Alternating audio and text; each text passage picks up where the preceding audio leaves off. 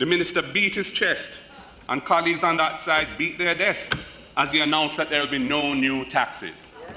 I say to the people of Jamaica, do not be fooled by the hype. The government plans to collect $99 billion more in taxes this coming fiscal year than the year just ending. 99 billion more taxes from the people.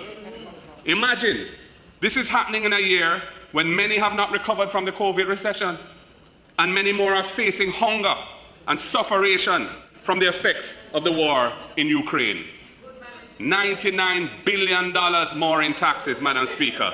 This is unconscionable in a time like this.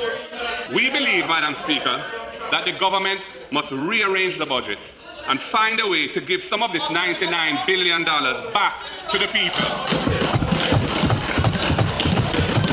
Help the people to survive